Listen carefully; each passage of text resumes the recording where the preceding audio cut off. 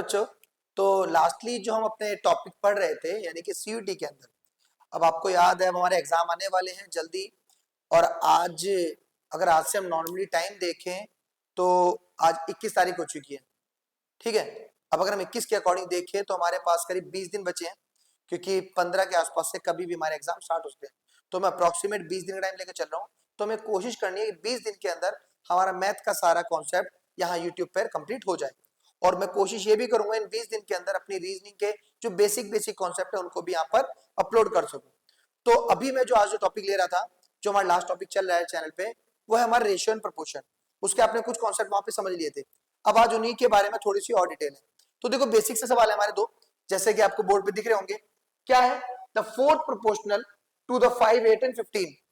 यानी कि यहाँ पूछा गया फोर्थ प्रोपोर्शन क्या है, और ऐसे यहाँ पर बोला गया the mean proportional to 9 and 36। अब ये मीन प्रोपोर्शन क्या होता है, फोर्थ प्रोपोर्शन क्या होता है?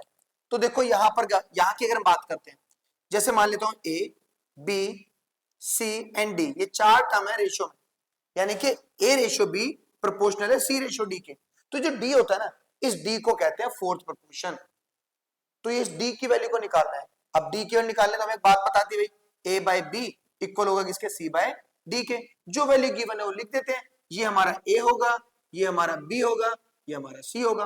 वैल्यू पुट करते हैं। ए की वैल्यू 5, बी कितना है हमारे पास 8, सी की वैल्यू 8, डी हमें नहीं पता, सॉरी गलती होगी, सी हमारे पास 15 है भाई, ठीक है।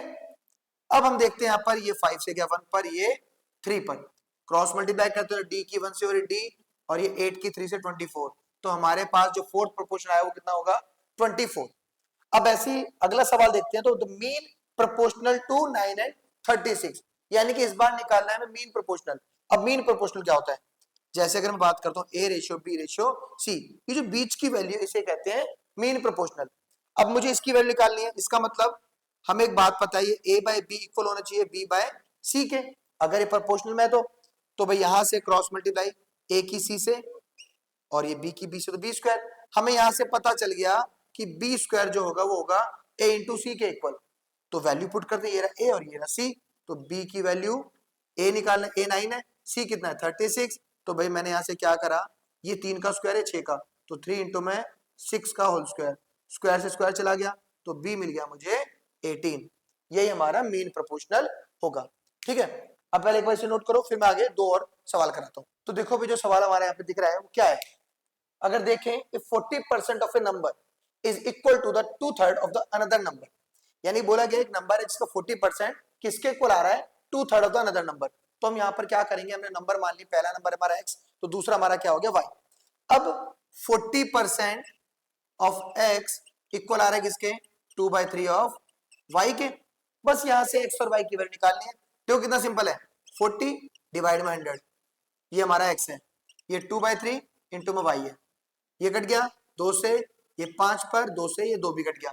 तो क्या बचा यहाँ पर x, नीचे लेके आ गया y, यहाँ पर क्या है 3 पहले से नीचे है, ये 5 ऊपर चला गया, तो रेशियो क्या हो गया हमारा 5:3। देखा कितना सिंपल था।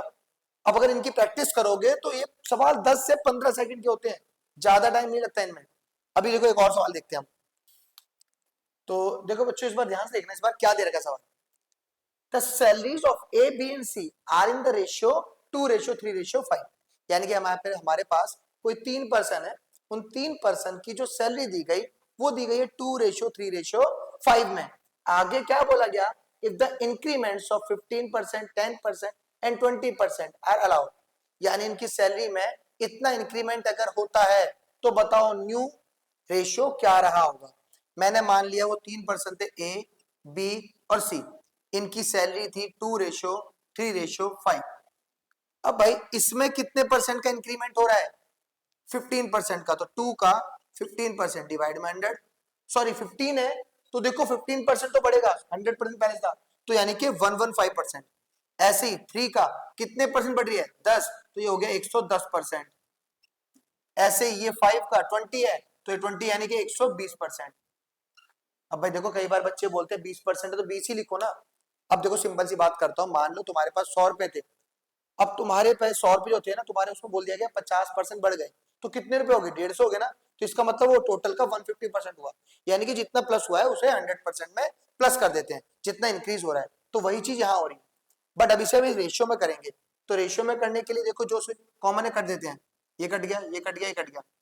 भाई देखो 5 के टेबल में भी आ रहा है, 5 में भी आ रहा है, 5 के में भी आ रहा है, तो 5 के में आएगा ये, 5 के में आएगा, और ये 5 पे कट गया।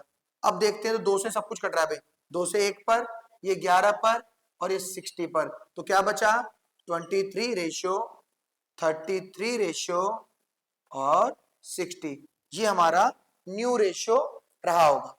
तो देखो बच्चों इसकी प्रैक्टिस कर लो। इसमें एक टाइप और बची है, वो है कॉइन वाली, वो मैं अगली क्लास में बता दूंगा। इसने इसको कर लो कंप्लीट, ठीक है। चलो थैंक यू बच्चों।